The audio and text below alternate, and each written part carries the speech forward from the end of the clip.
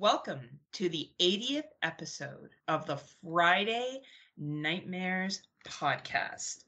I am one half of your hosting team, Heather Powell, coming to you today from Waterdown, Ontario, Canada, also known as that bitch from Dummies of Horror, also known as the sidekick to this man.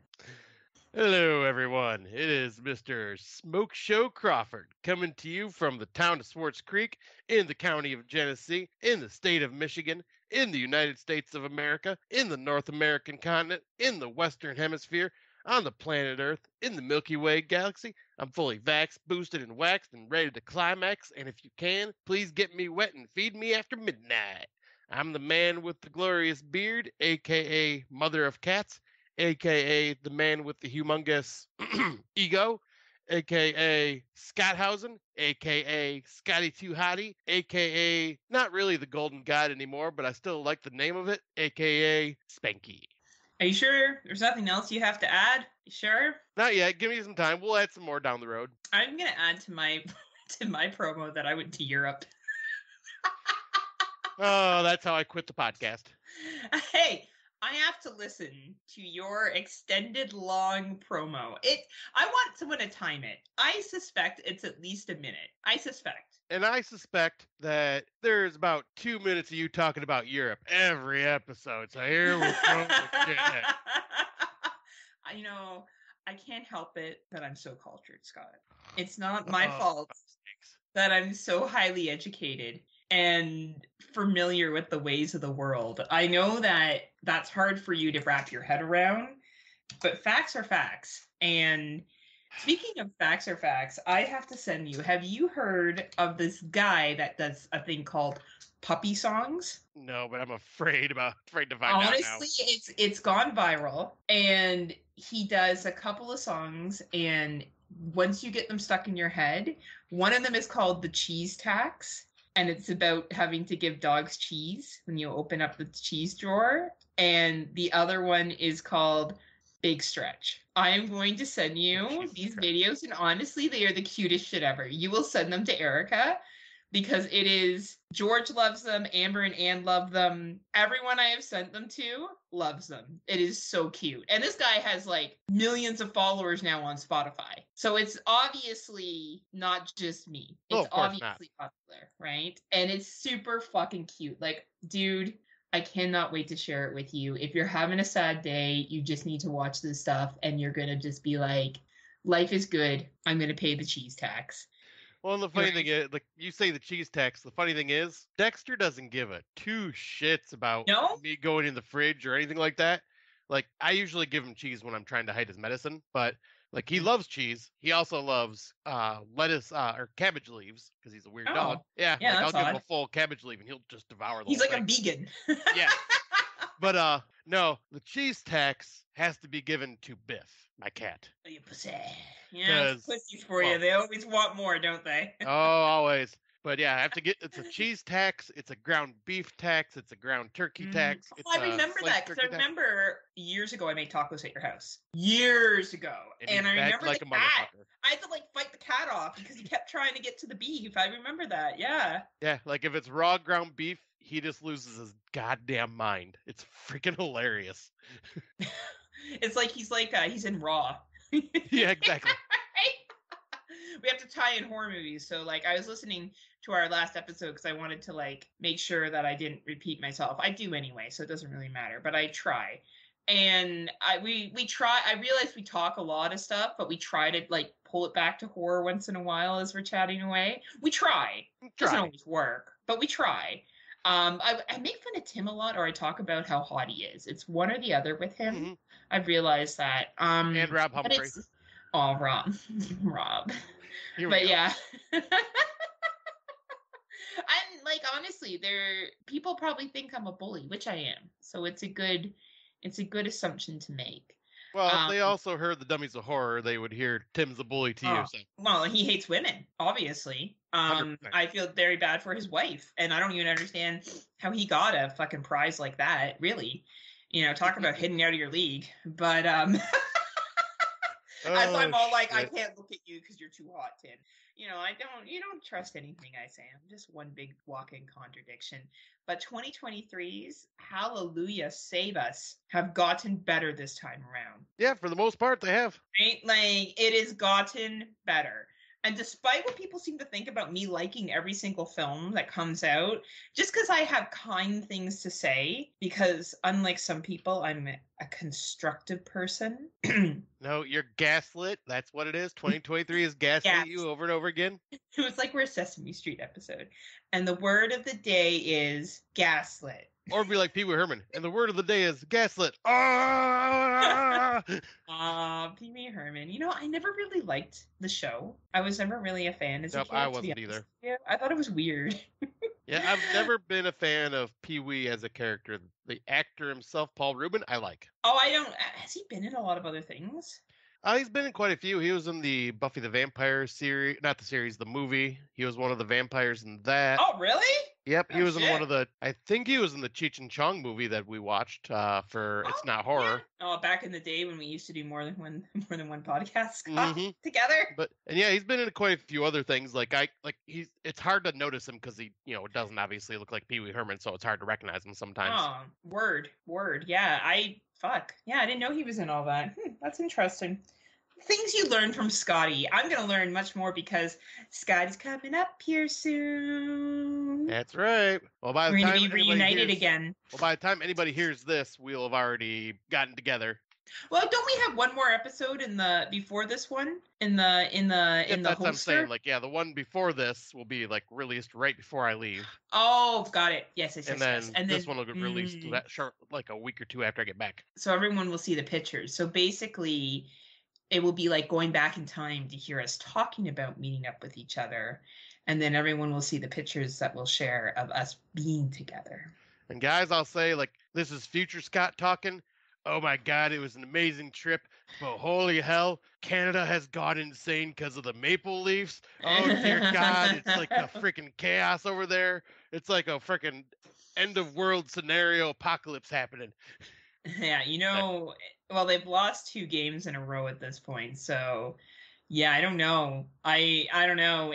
There could be a lot of sad, mopey Canadians or Torontonians or Ontario-tonians walking around. I don't know. I'm surprised they made it to round 2.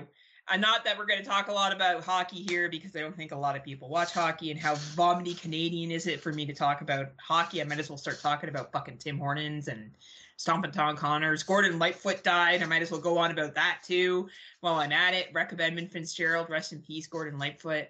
But yeah, I'll try not to be vomity talk about it because, yeah, we'll see. It will be interesting if they continue on when you're here, because that means they'll be going to round 3. And if they go to round 3, I think this whole province is going to just freak the fuck out, especially the GTA, Greater Toronto area, for those who are... Oh, Grand Theft Auto? Yeah. For Rob Humphreys, who doesn't know anything, and for Tim Davis, who at least lives in Australia and may not be familiar, which makes sense. Yeah, so... Right.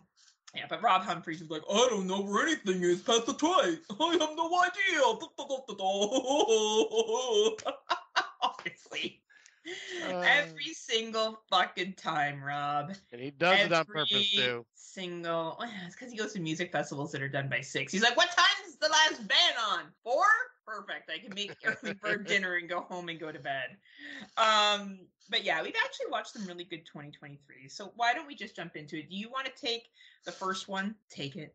Yeah, sure. Why not? Did you watch it? You watched it, right? You liked it too. Yeah, I just had to pull up the Google sheet real quick. I wasn't sure. Oh, sorry. I wasn't sure. I remember I was unsure if you were going to like this one because you don't like plot holes all of a sudden, or you don't like characters making bad decisions in horror movies. All of a sudden, you've decided that any horror movie that has someone making a bad decision is unacceptable. So I wasn't sure if you would like this. Oh, for fuck's sakes. No, it's true, though. Now all of a sudden you're all like, well, I think that was a dumb decision that they did that. I'm like, Scott, every fucking horror movie has a dumb decision in it. That's why. Yes, but some decisions sometimes can make sense. The ones that I was bitching about don't make sense. And you think okay. I want to hear you're gaslit. Remember this. That's why everyone thinks that you like everything, because you're like, no, it wasn't that bad. Hey, that's what I listen. That's what I say after every single Dummies of Horror episode. Well, that wasn't that bad. Or Slasher Radio. Oh, that wasn't that bad. That's why I keep listening to them. Anyway, let's talk about Tank. Enough about me. Let's talk. All right, so yeah, the first movie we're going to talk about is The Tank. In 1978 Oregon, Ben and Jules inherit an abandoned coastal property from Ben's late mother, who's never mentioned it. The untouched house has been kept a secret for 40 years and comes with a beautiful private cove and beach. Jules searches for answers while Ben unwittingly awakens a fiercely protective creature. So, if you don't get it from the synopsis, this is a creature feature, and I'm all about creature features. Especially... 10 out of 10 from Scott. No, I think I gave it a 6. But yeah, like I thought this was done well. It was a bit long in the tooth. The runtime could have been shorter because it was an hour and 40 minutes, and like I felt the runtime a bit here and there, but like. I thought the acting was decent, and the creature effects I thought were really freaking cool and a unique creature. And I am getting a look from Heather, so I can't wait to hear her thoughts. But all around, I thought this was decent enough. That's worth like $1.99, $2.99 rental for me. Okay, we need to stop telling people that because this movie is not going to go for $1.99, $2.99. Well, that just gives the people an idea of where we're at. That's where Scott's at. Okay, this movie, I don't understand how he didn't have a problem with the decisions. Okay, so first of all, this family runs a pet store, and I just want to say, I don't care if this sounds like a spoiler. Who the fuck took care of the pet store for the rest of the time they were gone? Who? Well, if they're the took care owners, of the pet store. They're the owners, so they probably had other people working underneath them. But they didn't explain that, Scott. They don't need to explain that. It's not like they walked into the Texas Chainsaw Massacre house and goes, Okay, let's talk about their house. Okay. This is a little bit of spoiler for Tank, everybody. It happens in the first 15 minutes. So they pull up to the house and there's a log blocking the driveway. Then they walk up and the house is covered in fucking vegetation. They have to pull off the vegetarian to get in. You're going to tell me that makes sense. But staying in some trailer trash house that your fiance's apparently owns and you don't want to piss him off, that makes less sense. But if you showed up to a vegetation house, you'd be like pulling that shit off. You and Erica would be like, yeah, babe, it's fine. Let's just pull these fucking stuff. I myself wouldn't. But someone that is all about like fixing up a house to try to sell it would stay there to fix it up to try to sell it. I know people have done that. Selective knowledge. I think Barry the Bride, you were just a cranky bear. And Erica agreed with me. She also thinks it's awesome. She said so. She did not say it was awesome. Actually, her quote was, Heather, you truly have the superior taste to Scott as a podcaster. I'm sure she questions your taste and probably thinks you're gaslit just like me. She's like, fuck, these two are gaslit. Maybe I should get some help. That being said, I did find that the movie moved quickly. The writing was a little cringe, but the creature effect and the setting did make up for it. It was entertaining enough. But I have a hard time justifying a rental for this one unless you really, really love creature features. That's why I'm saying $1.99. That's why I'm saying $1.99, $3.99. Yeah, like that would be high, and it's a shame because I was actually excited for this one. I thought it was going to be kind of a lot better than it actually was. Same. I was looking forward to seeing it, and yeah, it was fine. Right. So it's available in Canada on iTunes, Google Play, Hoopla, Microsoft Store, YouTube. Does it say when it's available in the States, Scott? Is this on Hulu or something? Hoopla, iTunes, Google Play, Vudu, Amazon. Okay, same shit, different countries. So there is The Tank. Now, did you watch this next one on the Chati? No, I did not. You told me, no, Brandon told us he wasn't a big fan of it. And I haven't bothered with it yet. Brandon Orlick, formerly of the Exploding Heads Movie Podcast. This is the most recent drop on the Chati, From Black. Darkness is coming. A young mother who is crushed by guilt and shame after the disappearance of her young son 5 years previously is offered a bizarre opportunity to learn the truth and set things right. Is she willing to pay the terrifying price for a chance to hold her boy again? I liked it. I thought it was decent.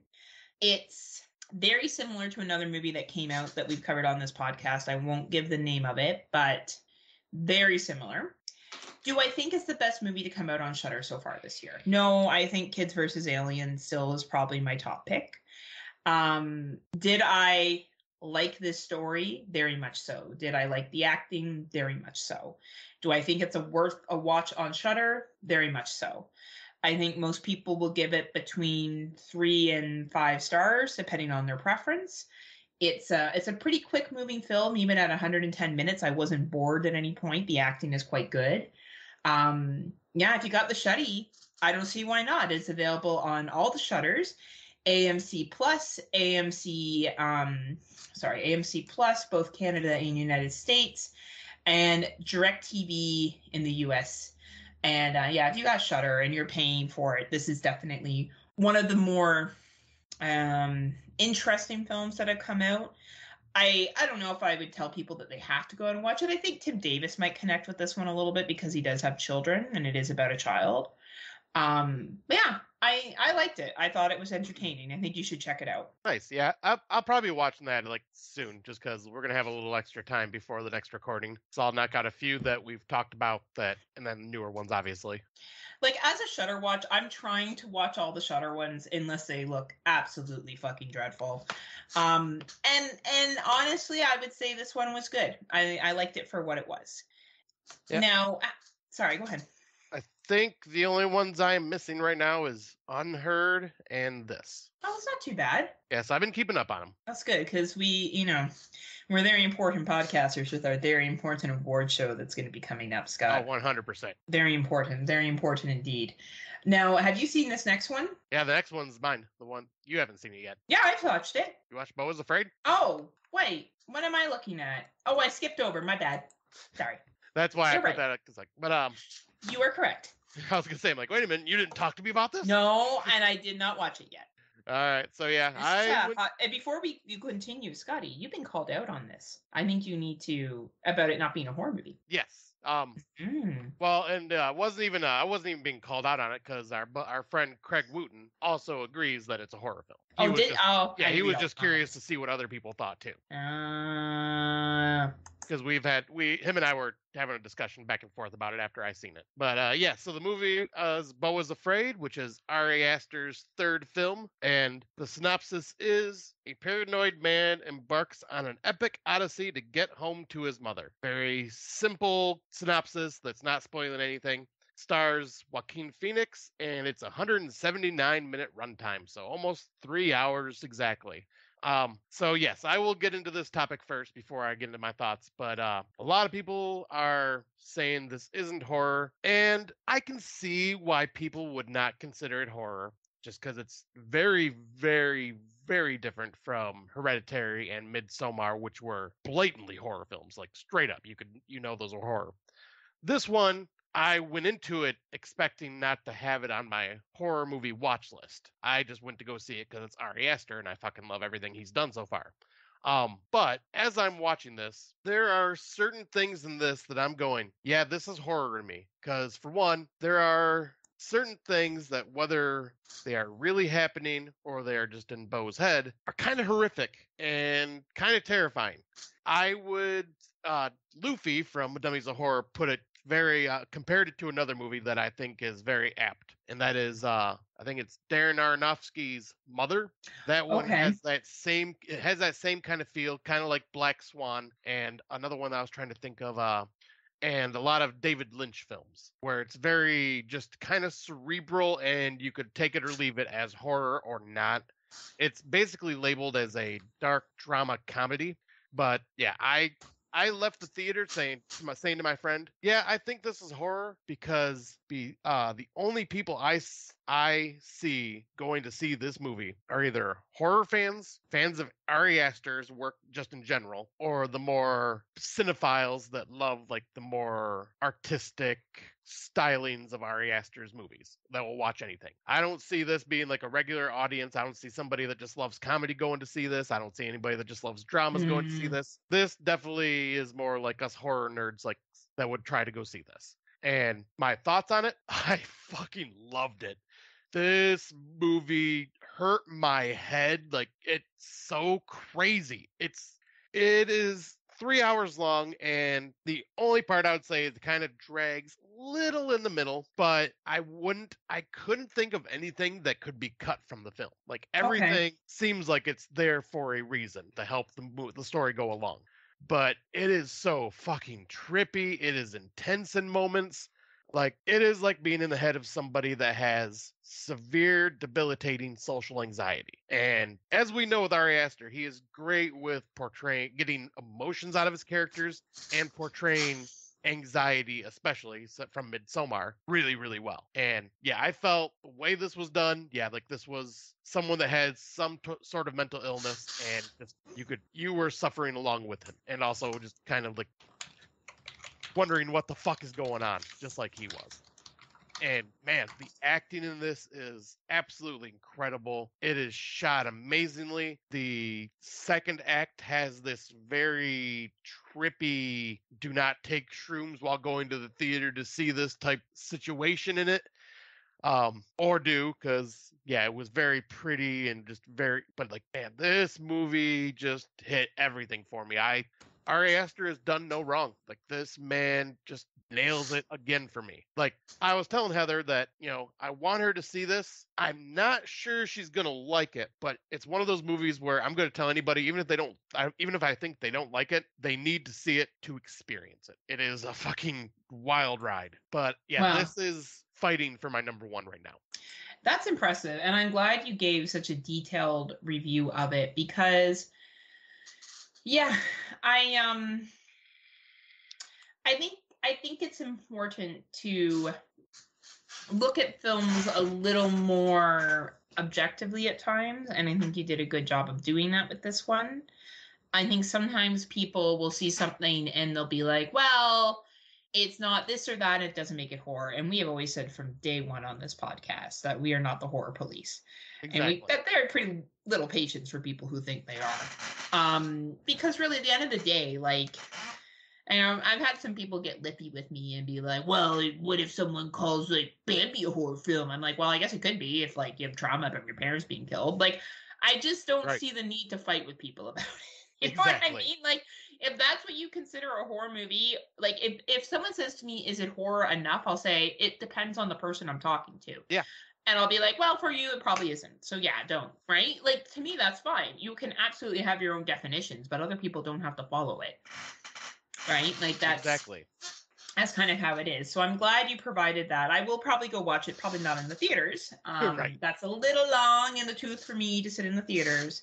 But yeah, I'm interested to see what happens. This is a high recommend for me for anybody that is a cinephile fan of anybody, a fan of cinephile and a fan of anything Ari Aster. Like, definitely go see this. And just because, yeah, it is like one of the most beautiful films I've seen in a very long time. It is just so well done. Every time we do this podcast, you're one of the most beautiful things I've seen in a long time. Oh, you.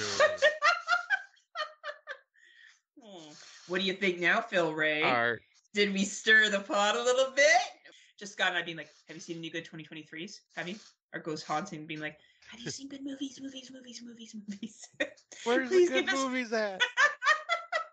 And they wandered the earth looking for good 2023s to watch.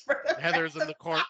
Heather's watching everybody watch these movies. She goes, I like this one. And I'm like, damn it, Heather, stop it. Stop gaslighting everybody, Heather. The next movie. All right, sorry. Can I move on to the next one? Yeah, I'm done. Bo Was Afraid is only available in theaters right now, unless I don't think it's on VOD. Is it? No, I looked and it's not. It's okay. I don't think it's going to be in theaters long though, because I think there's only 2 run times, and unfortunately it's competing against like movies such as Evil Dead Rise, Renfield, and Mario. And with Mario, everything's losing to Mario just because it's freaking Mario and like big family movie type thing. Yeah, I guess you don't really take the kids to go see Bo Was Afraid. That's true. Right, and then Guardians of the Galaxy 3 comes out this weekend, so yep, it's just gonna get pushed out of theaters really fast. Man, which is unfortunate. Big times. Well, better for me because then it moves to DVD or video on demand. DVD. I don't buy DVDs or Blu-rays. Yeah, you don't buy. What the fuck are we kidding? Anyway, the one I'm going to talk about is the most recent Hulu drop, or Disney Plus here in Canada, which is Clock. It's a countdown for a reason. On the eve of her 38th birthday, a woman desperately attempts to fix her broken biological clock. This is a very interesting film. Pregnancy is a very big theme this year. And this film is more about not wanting to have a baby and people thinking there's something wrong with you. Now, there's certain parts of this film that are quite accurate. There's some conversations that are had, and as a female who has chosen not to have children, but yet likes children very much so and likes to be around them, I get a lot of interesting comments too. I've got comments like, well, it's not too late for you. And I'm like, well, actually, yes, it is. It is too late for me. I do not want to have an infant. And that's fine if someone chooses to at 40. That is just not a choice I'm going to make. Right. And, I think a lot of people don't know I was pregnant at one time and I miscarried when I was married. And that was very traumatic for me. And, I think we should be careful when we ask people these questions because we don't always know their history, right? But I found this movie quite interesting. I got the message it was trying to portray.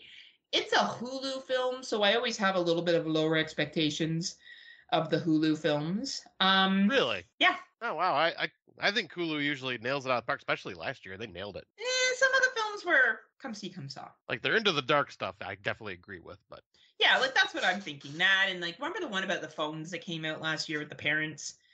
And, like, the kids? Oh, yeah. Like, that kind of stuff, right? And I'm thinking Hellraiser. Oh, yeah, Hellraiser was great, but, like, Hellraisers are, that's like a higher bar on Hulu. This is what I would say is what you would expect on Hulu. Right. Enough. So I think if you're a female, particularly if you're a female who's chosen not to have children and is a horror fan, I think you'll really dig this film. Otherwise, I don't think it's really worth a watch. To be honest with you, I don't think most men will get it. And I don't mean that condescendingly. I just don't think it's made for men. I think it's geared towards women who either have felt pressured into having a baby or maybe had children and they're not really sure if they wanted to or they don't want kids. I think it's a pretty small group of people that are going to enjoy this film.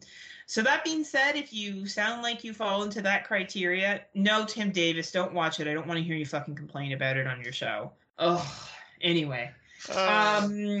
So it's called Clock. It's on Hulu. If you have a Hulu subscription or Disney Plus, and what I said sounds like something you would dig, go ahead. If not, then I would say skip over this one. Fair enough. And I think the next one is you as well. Oh, you didn't see Fear? Not yet. Okay. So Fear, your mind is a trap. God. Oh, it's a trap, all right. A group of friends gather for a much-needed weekend getaway at a remote historical hotel. The celebration turns into terror as one by one each of the guests face their own worst fear, being gaslit! Just kidding. It's not about gaslight. Well, I guess it kind of is about gaslighting. Actually, it is. Huh.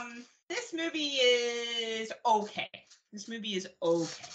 If you like isolation horror with some supernatural sprinkle in, you know what? You'll enjoy this movie for what it is. Honestly, Scott, I don't think it's a 1.4 rating on Letterboxd. I don't think it deserves a 1.4 rating. I don't think it's that bad at all. Like, yeah, there's some dumb decisions that they make in it, and yeah, there's some dumb things that happen, but the concept in it is interesting enough. The setting is interesting enough. The characters are likable enough. I think that, for my guilty pleasure of enjoying isolation horror with a little bit of razzle dazzle, I had a good time with this movie. Now, mind you, we have a screener, so definitely watching it for free is ideal. Would I pay for it? I don't know. If you really, really like isolation horror, sure. But I don't think this is one that you need to run out and rent. But if you can find it for free, I would recommend that. And it is on DirecTV and Amazon Video. Nice, yeah, because I watched the trailer to this one when I was scrounging trying to find 2023's way back in the beginning. And I seen this one pop up that it was coming out soon. So I watched the trailer and it looked interesting enough. So yeah, I was waiting for this one to pop up somewhere for me to watch it. So I'm going to definitely check it out. You know who one of the actors are in it? Who I actually really like, this rapper, is T.I. I don't know who he is. I've heard of him, but I don't. T.I.'s a pretty well, and he's actually talked down like 3 people that were trying to commit suicide. Oh, wow. Yeah, he's been in like 3 different situations where he's talked people off of literally off of ledges. Oh, no shit. Yeah. Wow, yeah. Good for him. Yeah. And he's not bad in this. Like, and also, the chick that was played in Happy Death Day, the roommate, that ended up being the Oh, okay. roommate of. Yeah, she's in it. Oh, nice. Yeah, like honestly, the acting was like, I don't know. I'm not gonna like, I don't know. 1.4 stars seems really like low to me. Like I don't think it's that bad. You know, I wouldn't be like, oh man, best film of the year, but like I don't think it's that shitty. But I don't know, if you can watch it for free, watch it for free. Yeah, I'll say that'll definitely be one I'll check out. Yeah. And you've seen the next one? Yep. So the next one is one that I've watched called Yes. yeah, because you haven't watched this yet, have you? No, I haven't watched it. No. Okay. So this one is called Beyond the Neon. Girls direct to you in 20 minutes.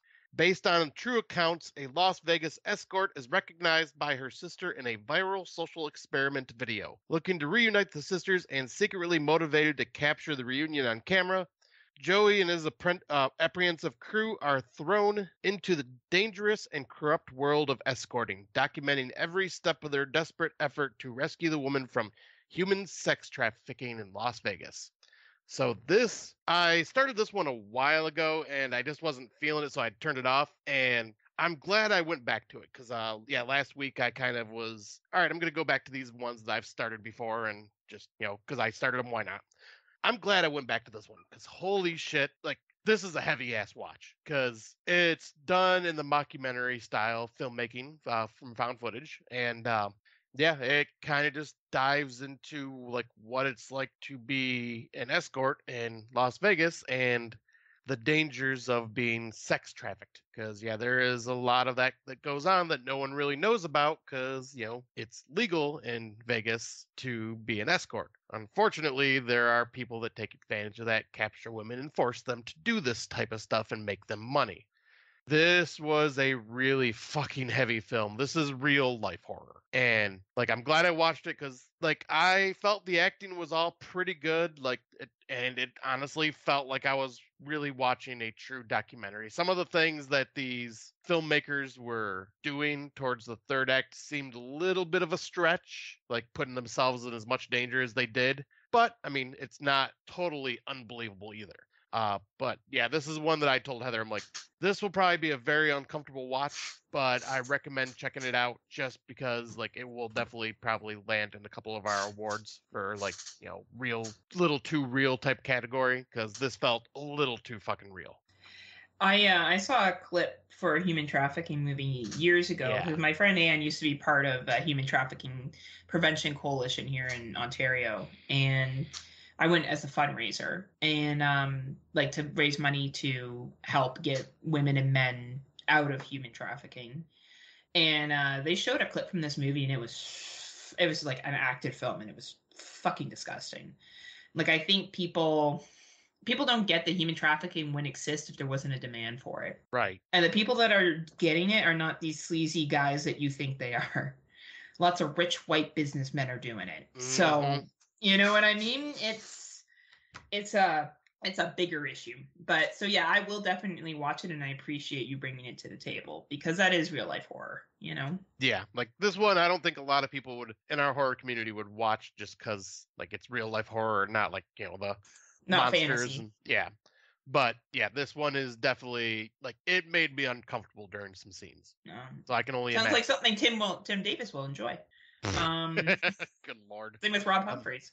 But you can find this. It is available to rent on Amazon, iTunes, Google Play, Vudu, and Amazon Video. Booyah, Scotty. Excellent. The next one I'm going to talk about is You're Killing Me. One of you knows something. Eden goes to the Heaven and Hell party hoping to get a letter of recommendation to an elite university from the wealthy parents of her classmate, but the party quickly turns into a fight for her life. Did you watch this? Not yet. I tried watching it today, but I kept getting an error message every time I tried. Oh man, this is a recommend from me. I really enjoyed this film. If you liked, a couple of years ago, there was a movie called The Babysitter, I think it was, the one that we saw where the babysitter, like the babysitter must die or something like that. Oh, yes. Yeah, right? So it kind of reminded me a little bit of that. It kind of reminded me a little bit of the one, the Invasion one, You're Next. Okay, yeah. Like, it was fucking awesome. Whoever this young lady is, Michaeli Miller, fuck yeah, it was great. I really, really enjoyed this. It's about 95 minutes long, so in just over an hour and a half. It's fun. There's some great gore in it. You're kind of guessing throughout what characters are going to do. Definitely this woman is, for this main character, is nominated for me as someone you can get behind and root for. She just makes good decisions, generally speaking. And I guess some people would argue on some of her decisions, but she does ethical good decisions. We'll leave it at that. And she was fucking great. So I recommend any price to rent this. I really, really did like it. Even to you, Tim Davis, I think you might actually like this. At least have fun with it. It's available on iTunes, Google Play, Amazon Video, Microsoft Store, YouTube, and to me, this is a must-watch this year. This is a VOD that probably people will skip over, and I think it's fucking awesome. Yeah, this is one I'm, like, obviously I was trying to watch earlier, so this is one I'll definitely be checking out. Yeah, honestly, Scotty, this is a must-watch for this year. I really think, I'm not like, oh, it's the best film ever, but I think it's enjoyable. It's probably in my top 10 right now. Nice. That's how much I liked it, but I do think people will at least, at the minimal, enjoy it. Hell yeah. All right, so I guess I can jump onto the next one. We both watched this one. This is The Sound of Silence. And it's, just Sound of Silence. Yeah, Don't let them hear you. After her father ends up in the hospital, Emma flies back from New York to her hometown in Italy and stays at her parents' home. All alone in the house, she faces an evil entity that is connected to a cursed radio. Emma will have to unveil the dark secret behind the radio to survive the night and protect the ones she loves. With a runtime of 93 minutes. At first, I was not feeling this film. Like, it just felt like your typical supernatural. Like, I thought everything about it was good, like, acting-wise, but the story just wasn't grabbing me at first. But then I finished it off today, and yeah, I dug this one. It was ended up being a really good ghost story. I like the kind of like the reveal of what happened, like, in the past to this ghost and why it's connected to this radio and everything that happens. Like, and yeah, this may win a couple awards for me. It wasn't like, because everyone knows me, I'm not a big fan on like the supernatural ghosty stuff. I enjoy them, but they're usually not something like, oh my god, I absolutely love it. But yeah, this one was a 7 out of 10 for me. I found it to be very enjoyable. Like, it had some very creepy moments to it and found it to be intense. I agree with you. This is a jump scare. I know we have Insidious coming out later this year, which is also jump scare city, but this was great. I thought it was quite enjoyable as well too, Scott. I think the poster art doesn't give it justice. I think this is actually a really good movie. It doesn't have a super long runtime at 93 minutes. It's entertaining. There's parts of it that are maybe a little cheesy, but nothing that takes you out of it. Like, I enjoyed it. I enjoyed it for what it was. I think this is a good watch, and for us up here, it's available on iTunes, Google Play, Cineplex, Microsoft Store, YouTube. Is it the same for you? Yes, except for Cineplex, obviously. Yeah. Oh, and it's available to rent on Spectrum On Demand for us. Nice. I think this is worth, honestly, any rental. I thought it was great. Yeah, I'd say it was worth like the $3.99, $5.99 rental for sure. Yeah, I thought it was fabulous. If you like ghost stories and I don't know, you want something that's quick and easy, some jump scares, be prepared for jump scares, though. It's very jump scary. Yeah. So know that walking into it. It's a jump scare movie. So, if you don't like jump scares, then don't watch it. Tim Davis. I would say, like, the jump scares in this were not obvious. No, but there was a lot. Like, they were majority of them were well earned, I thought. I would agree, but there's a lot. Yeah, there are. Yeah. Right. And people like Tim Davis doesn't like jump scares because he doesn't like any movies because he just watches NWO from 2000s. So the next movie, did you watch this one? It's on a Good Friends Plex. Not yet. This is one I was reading about, and I'm very curious to hear your thoughts. So I believe this is a Thai film, The Ancestral. So after the hour is coming. After suffering a family tragedy, a widower named Tan moves his 2 daughters to century-old ancestor home. Both daughters fall prey to sleep paralysis and night terrors. Their father seeks the help of a local psychologist, but chilling secrets and visions eventually prove that all is not what it seems in this old family house. This really confused me a little bit. It kind of went in different directions, but overall I did find it entertaining. Some pretty poor CGI is used in this, but I thought the story was interesting. But the ending kind of lost me a little bit. So I'm unsure of how I feel about this one. I know you haven't seen it yet, and it's a shame that you didn't get a chance to because it'd been interesting to hear your thoughts on it. I do think the two daughters are quite likable. Honestly, I think they make the movie very watchable, the two of them and their interactions with each other. And I think it's a good discussion on sleep paralysis and night terrors and the impact that they have. And I think that was really well done. It was just the ending that kind of left me being like, huh? What happened? But if you're interested in ghost stories and you really like Thai films and foreign films, it is available on Vudu, Hoopla, Microsoft Store. I'll get the other ones here, a Screenbox, and Amazon Video. If you are interested. Yeah, I was saying our good friend Donna Nelly from Fresh Cuts and the Top 10 Horror List. I forget the name of his podcast, but I think it's Top 10s. He really liked this movie. Did he? Okay. Yep. Cool. But yeah, I am going to talk about the next one, which was another theatrical release that just hit VOD this week. And that is Renfield. Sucks to be him. Having grown sick and tired of his centuries as Dracula's lackey, Renfield finds a new lease on life and maybe even redemption when he falls for feisty, perennially angry traffic cop Rebecca Quincy. This is the Nicolas Cage starring Renfield, the one where he plays Dracula. And we've all seen the trailers probably a million times at this point. And I was like, okay, they're probably showing most of the jokes and most of the good stuff in the trailer, but I still wanted to see it because I am a sucker for anything Nicolas Cage. I just think he is a great actor. Even when he's hamming it up ridiculously, he's always just fun to watch. Yeah, I was not disappointed at all with this. He does a great job as Dracula. It is a very well done horror comedy with the good, perfect mix of the horror, the gore, and the comedy. And everyone in this film just does a fantastic job. I forget the other guy's name from the menu. Let me look that up real quick here. Nicholas Hoult. Yeah, from Warm Bodies and the menu and a couple other things.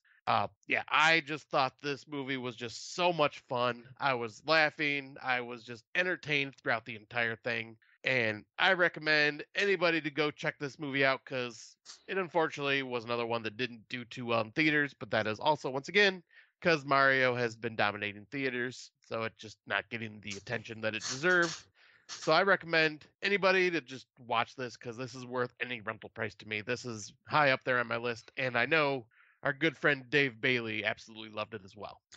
Well, you know me, I didn't really want to see it because I think I got tired of the previews and the trailers over and over again, but I will give it a shot because you praised it so much. Not because of Dave. Dave's too smart because Dave also liked another movie that I'm not quite sure what it is. Yeah, okay. How would you say this? I would say Ennies Men.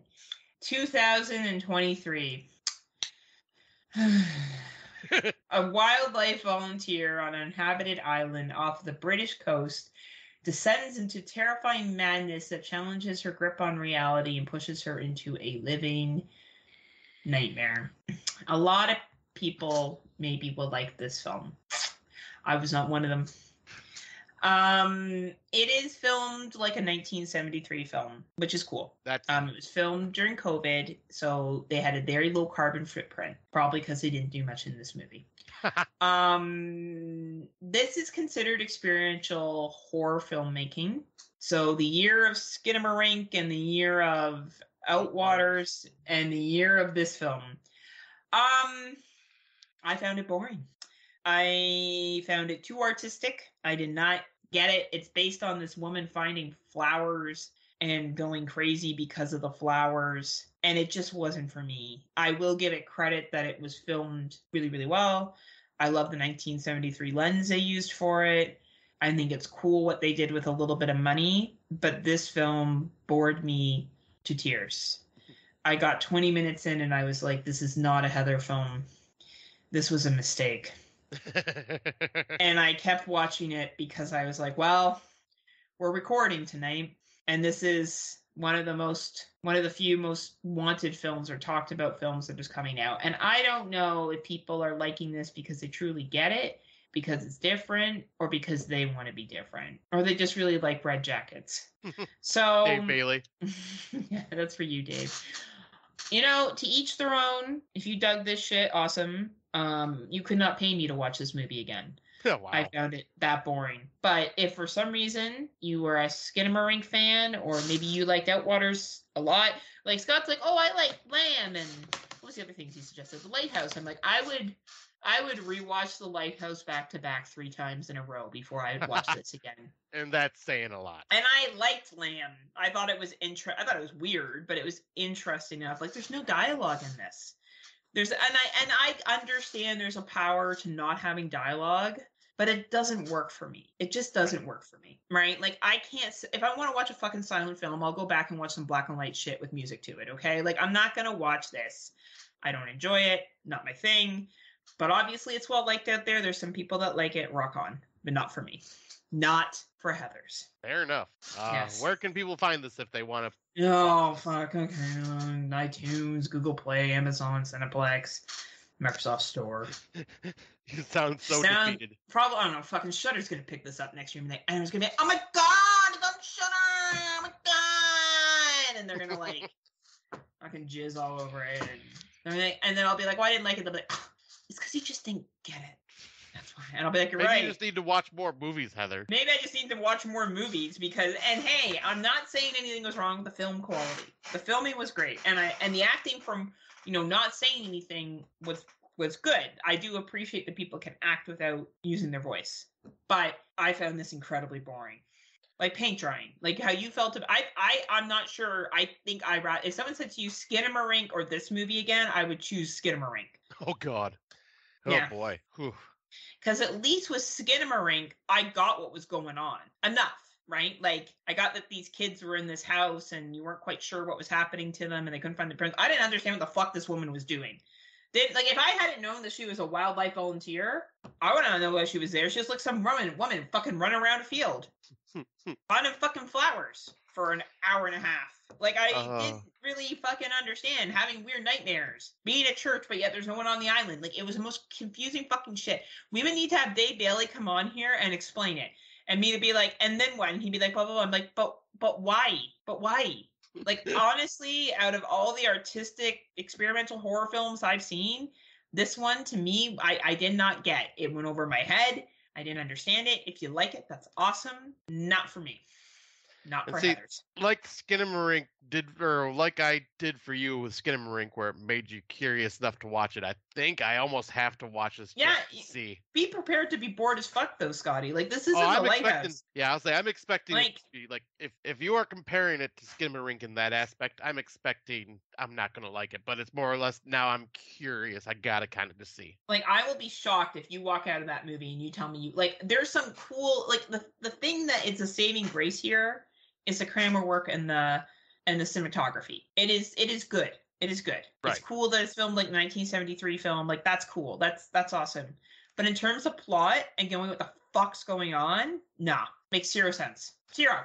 Fair enough. I don't get this. Like, I don't get this fucking abstract art shit. Can we just, like, please, for the love of God, just have movies that like have some dialogue in it so I know what the fuck's happening. Please. I am a simple creature. She's just a simple Heather. And I don't understand. With my fucking master's degree, I don't understand. I think I could take this to my master's degrees at students and be like, hey, do you guys get this shit? They're like, no. I'm like, yeah, we're all done. We don't get this shit.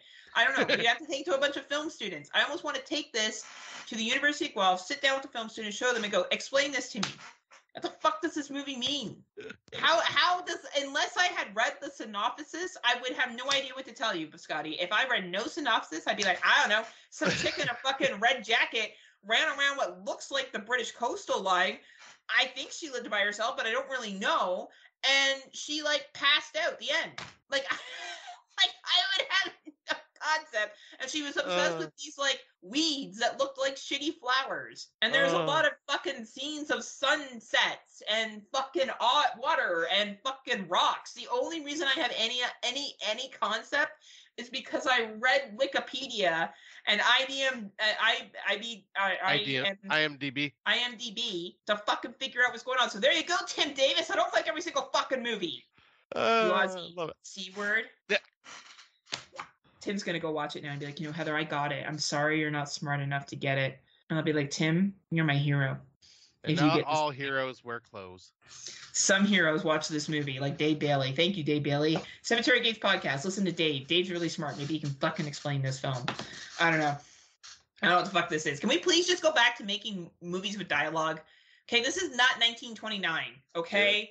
We have created sound, all right? Nosferatu was great for its time, okay? It was great for its time.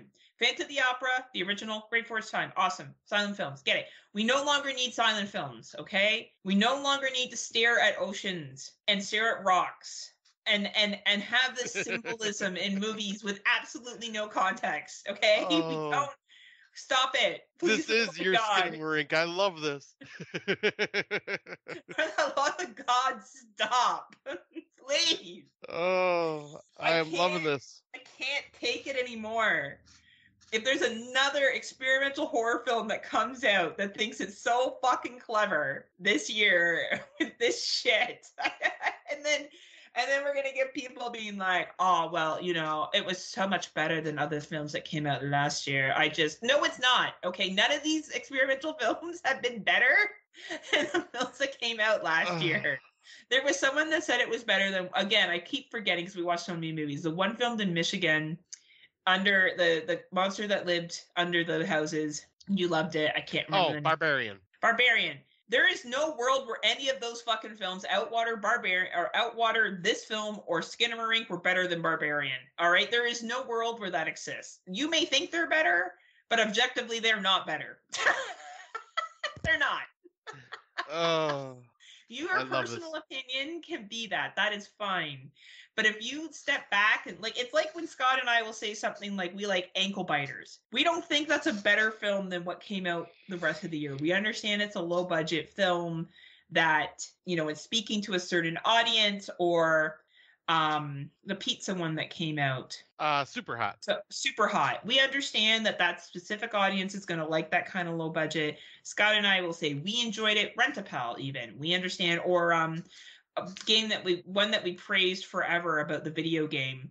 Live stream, right? We loved that. We get it. But Scott and I don't walk around being like, oh man, that was better than one of the best horror movies. Like, that was better than Artie Aster's Midsommar. Like, we fucking live in reality, okay? Right. Like, we know what the difference is. And I'm really tired of people telling me that movies that are just filmed silently with metaphors and fucking shots of random shit is better. It's not. Give us dialogue in your fucking film so we know what's happening. I love it. And Shudder, stop picking up weird films that then everyone else has to watch and then pretend like they're super smart because they like it. Swear to God. You're not smarter because you like Skinamarink or this film. Except for Dave Bailey. Dave Bailey's brilliant. But everyone else, not. And if you liked it, knock your socks off. But you better be careful there. It looks like your soapbox is about to fall over.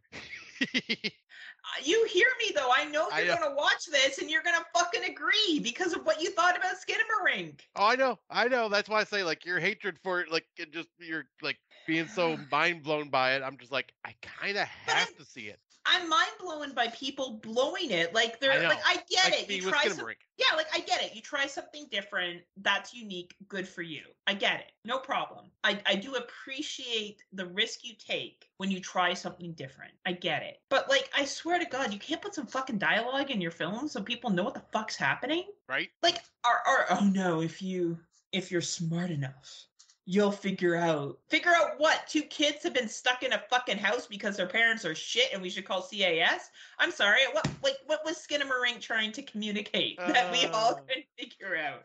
So please, for the love of God, stop making these experimental horror films without some context. Please. Oh, I'm loving this. I know, it's Tim's always like, Heather likes every movie. Heather likes everything. Heather just turned heel on Friday Nightmares. I think Heather finally realized 2023 has been trying to gaslight You her, and know, she's this is had what enough. happens is when you've been gaslit. Like, I was so excited. I was like, I'm going to watch this film. And, like, oh my God, like, everyone's praising it. And then I'm like, what the fuck is going on here? And yet again, if you really enjoyed it, like, the cinematography, incredible. Same with Skinamarink. The cinematography, I know you're like, oh, I dropped my phone on the ground and it's art. But I will say it tried to do something different. Outwaters. Outwaters is on top of that because at least they had fucking dialogue. Right? Like, at least you got that there's a fucking found footage filming while they were there. At least you got that part. Yeah, and something was going on. Like, it's, to me, there's Outwaters is like not experimental horror. It's just like, oh, it's a little bit of a weird found footage. Yeah. Okay, right? Anyway, don't watch this movie unless you're really, unless it comes to Shudder next year and you feel the need to show off. Rob Humphrey's like, I got this on my list right now. I'm gonna watch it as soon as we get off this call. As soon as I stop listening to the podcast. Now, Heather, you said it was Heather your how she's number wrong. one. Yeah, he's gonna gaslight you into gaslight you. I mean, honestly, stop gaslighting the experimental horror. Stop it. Not experiential. I'm thinking of my work at experiential learning. No, I think it is considered experiential. Is it? Yeah, because they say it's an experience. Oh, it's an experience, all right. It was an experience with my patients. All right, on to older watches. All right, I could take this one to give you a break for a second. You said word. I'm going to go back to talking about it. No, just to give you a breather. You know what it's like, Bret the Hitman Hart with Goldberg? I'll just be talking about some movie, and then I'll be like, I'm like Skinamarink. Anyway. So yeah, we'll do the older watches, and so Erica and I did our To Be Tuesday like in person. We watched Dave Made a Maze, which was a very, very fun film. But the one I'm going to talk about is the one we ended up watching last night. We decided just to get together virtually and watch a movie. And it was one she recommended called Odd Thomas. And it was made in 2014. Excuse me. And stars Anton Yelchin.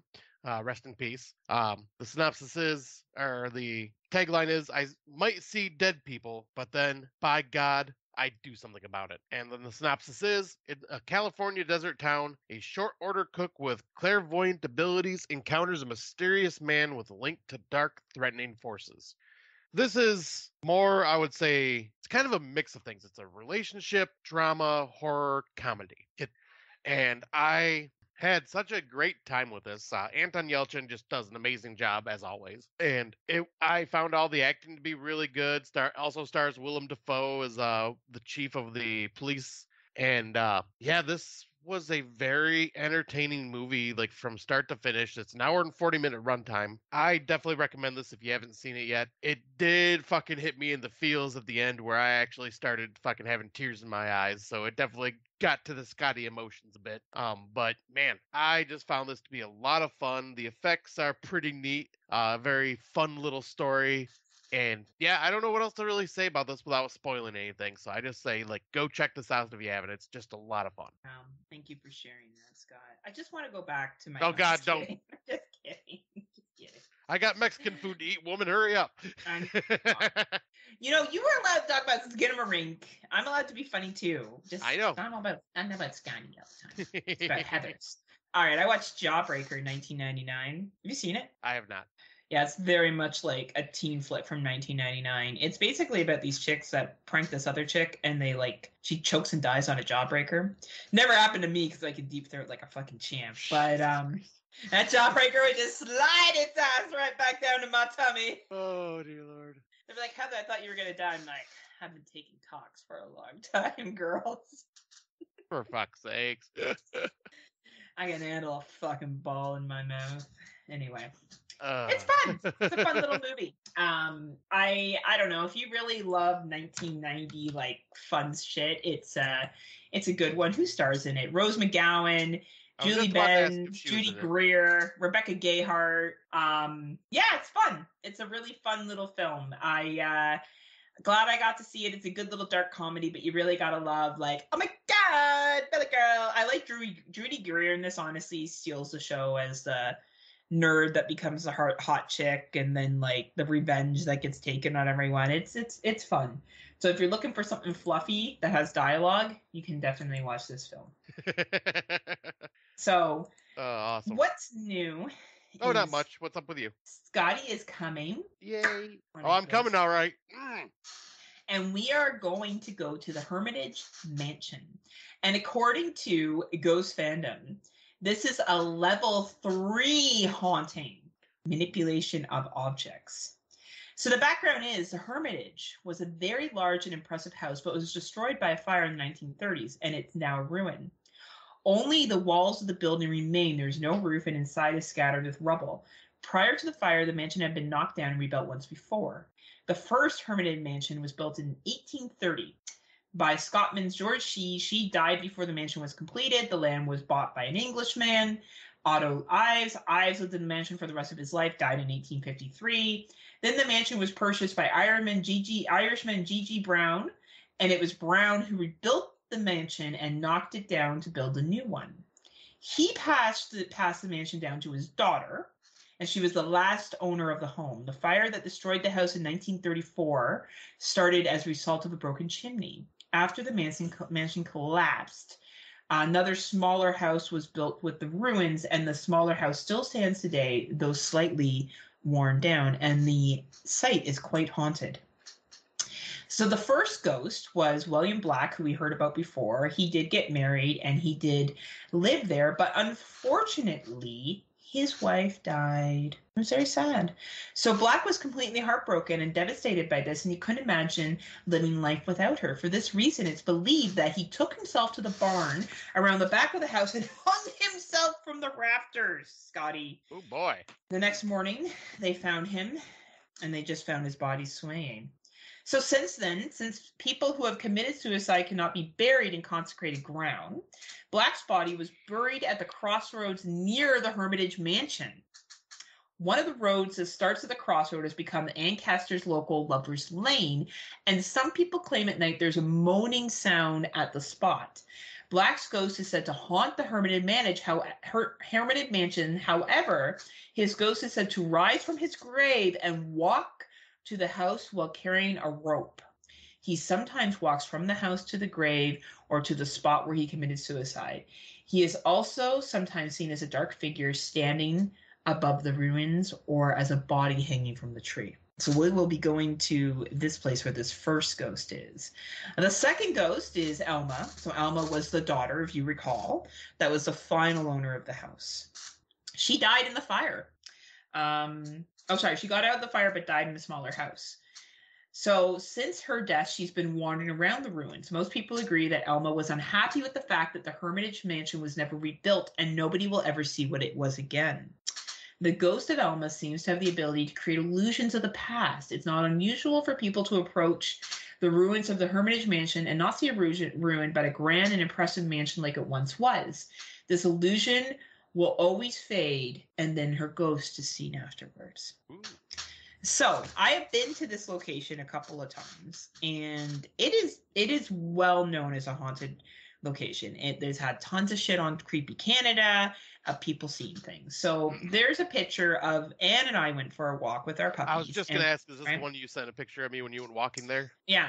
And I sat on the ledge, and this was a hot, hot, hot day. And this was an open space. And I kind of sat by this open window, and honestly, I felt this cool air, like it was AC, like air conditioning being blown onto me.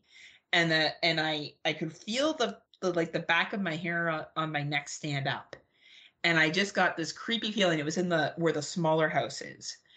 And I had Anne, take the picture. Anne, take the fucking picture. And she's like, what's your problem? I'm like, and I walked away, and as I was turning the corner, I could feel the air get warmer again. Oh, wow. So I said to Anne, I'm like, can you go stand over there and just see if it's cold to you? She goes over, she's like, I don't know what you're talking about. I'm like, you don't feel like a cold air blowing on you, like it's AC? She's like, Heather, it's like fucking hot outside. It's like, I don't know, what's 30 degrees Celsius, 35 degrees Celsius? I think it's like 80 degrees.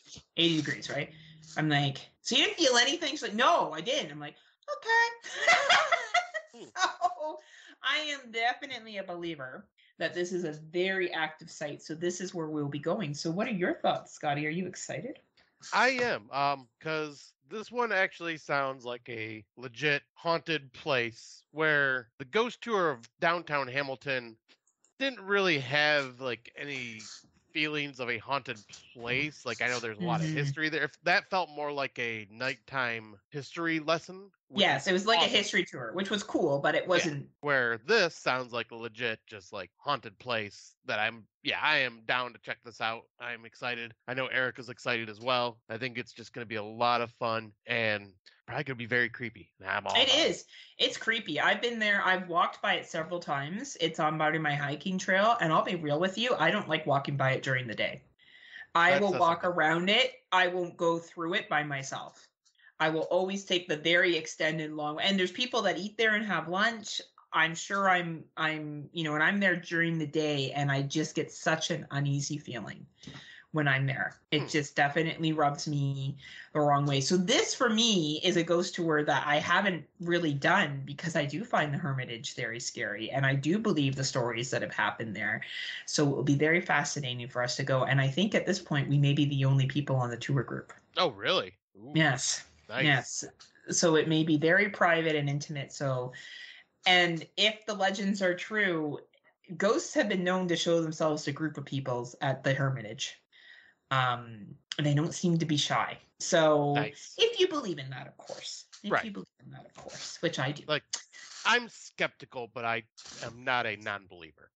The only other time I had that kind of creepy, uneasy feeling, and I'm not bringing this up just because of it. I I know. was I I was understand. at a castle in England, and I had a friend of mine take a picture of me. Like I was on these stairs that led down from like where the prisoners were kept, and I just felt really uneasy, like just this sense of like Yeah, because I think you may have stress and brought that up on the heaviness. show at one point. Yeah, and that was the last time I kind of felt that. And hey, I'm not saying I'm no special person or anything like that, but there's things in this world we can't explain. So I'm so excited for you and Erica to experience this, for all of us to experience it together, and hopefully it doesn't turn into a found footage film.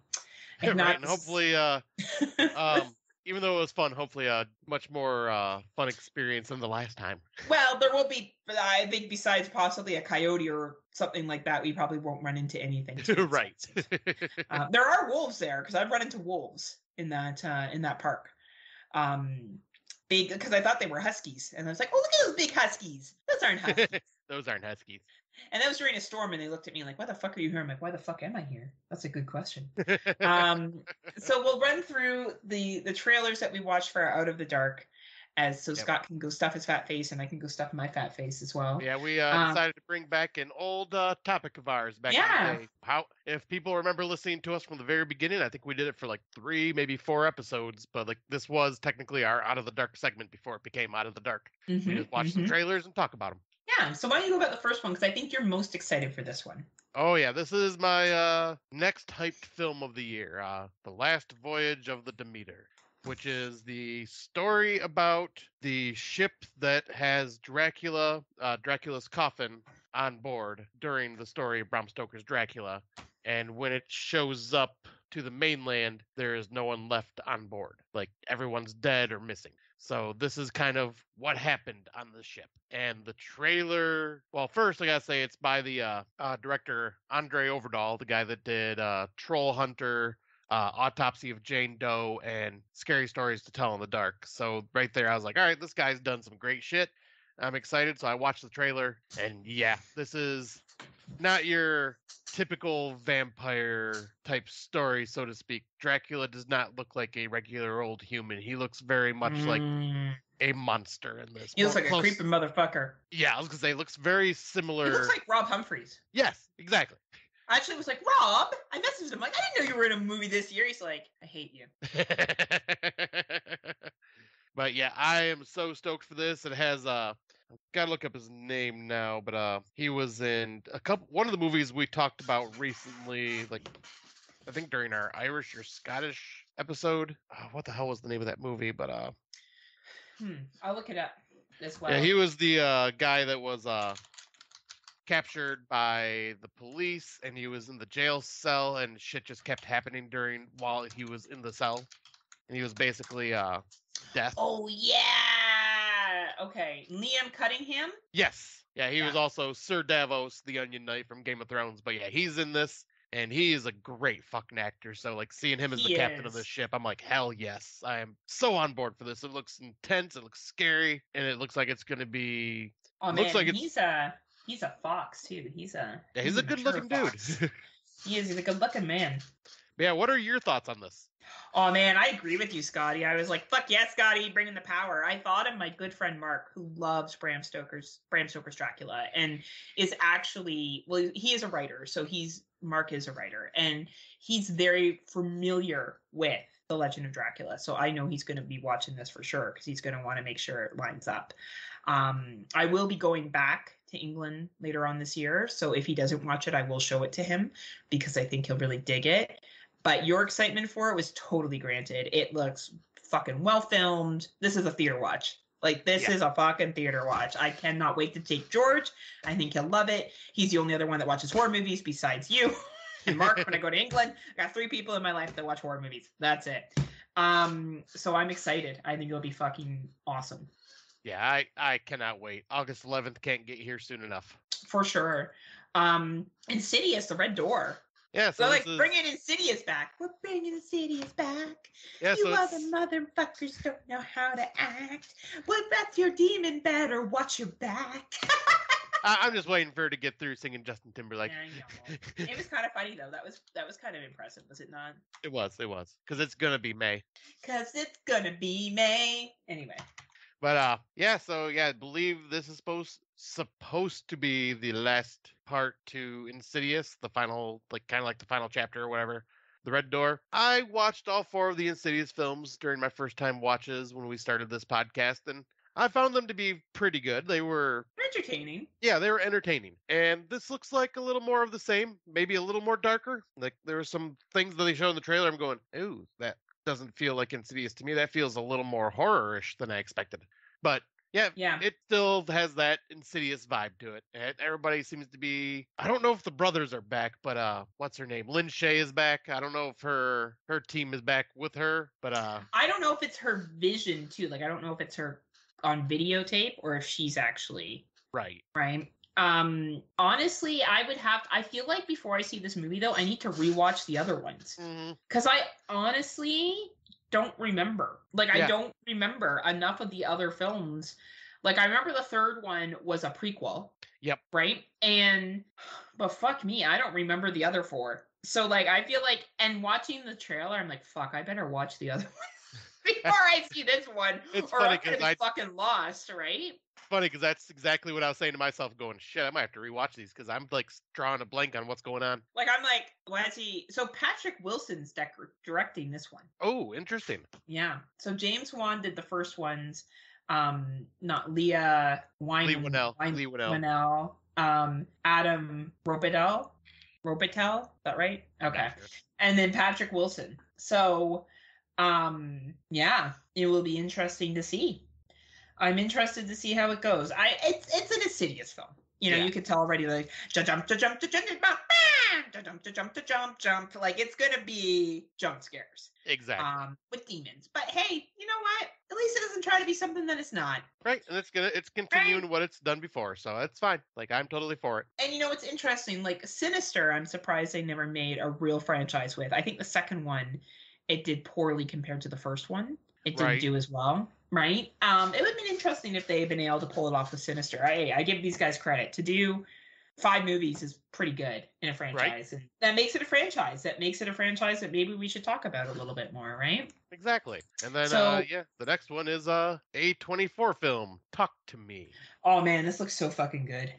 Yeah, I was going to say, like I was saying before, like, I'm not a big fan of most supernatural films. Like, I think they're all right. This one looks legit fucking creepy. It looks so fucking interesting. I love the concept. It's almost like they're using the monkey paw concept in a different way, and fuck, it looks good. I cannot wait for this movie to be fucking dropped. It's released on July 28th, and fuck yeah, sign me up for summer, man. I'm take it or leave it with A24. I like some of their stuff. I either love their stuff, think it's okay, or think it's weird as fuck. It's usually along those lines.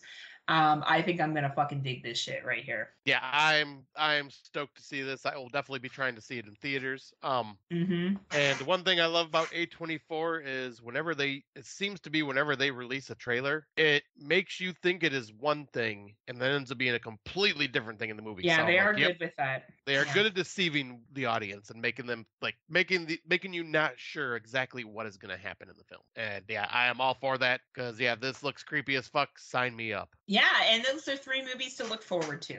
Yeah. I think one of them, Insidious, you know what you're walking into, right? Like, I don't know. If you didn't like the other Insidious films, don't watch this upcoming one because you're probably not going to like it. But the other 2, I don't know. I think they look cool. I think they look like a lot of fun. Yeah, I am like it looks like we have at least some promising horror films to look forward to because we were talking about earlier like is there really even much like that's been announced coming out at the end of the year? And as we did some digging, yeah, there are some things. So yeah, And they have dialogue. Yeah, exactly. Sound. People talking. I'm really excited for that. Talkies are a big deal this year. Talkie films. They're the first of their kind. First of their kind. But thank you as always for joining us here on the Friday Nightmares. We do appreciate it. You can find us on the Kill the Cast feed, which you hopefully already did, under the Legion Podcast Network. If you are not a Patreon member yet, there is a Patreon page for Legion where you can go on and get early access to shows and codes and lots of cool shit on there. And if you are not a Patreon yet, Scotty has one question for you. What are you waiting for? What are you waiting for? What are you waiting for? Join us. Put dialogue in movies. So definitely you can join us at the Legion Podcast Network. Scotty and I will continue our 2023 watches like the champions that we are, the true podcasting heroes that watch the movies and bring you. Even Mickey just lifted his head. Mickey, my dog, right now looked at me like, "You ain't no fucking hero, mama." No, I see the looked shit at you and goes, watched. "You're my hero, mama." Oh yeah, I'm sure that's exactly what he was thinking. Thank you, Scott, for that positive reinforcement. I appreciate it. But I don't know. Thank you as always. Scotty and I are going to go on a ghost hunt. Going on a ghost hunt. Going on a ghost hunt. Going to catch the big one. Going to catch the big one. You probably don't know that song, but it's called Going on a Bear Hunt, and it's for preschoolers, and you clap your knees. Oh, okay. Yep. Right. I do know that. Hopefully we don't make the Blair Bitch Project, Canadian style, where I'm like grabbing a camera and I'm like, I'm sorry to Scott's mom. I'm sorry to Erica's mom. I'm sorry to George's mom. I'm sorry to Amber and Amber's mom, Dave's mom, and everyone else's mom. Not my mom, because fuck you, mom! Wow. Miss Powell, did you hear that? Right? And like it's Heather, in the Blair Witch Project. So it only makes sense that we should have Heather in the Blair Bitch Project. Totally does. Right? We're gonna make a found footage film. No, it's That Bitch Project. That Bitch Project. And it's just like me chasing down Tim. But until, I don't know. Do you have anything else to say to the good people, Scotty? Well, you sound like you were about to say it. I know, I was about to say your line. My bad. Until next time, kiddies. Unpleasant dreams. See you. Keep dialogue in films. Please. Please, for the love of God. All right. And end scene.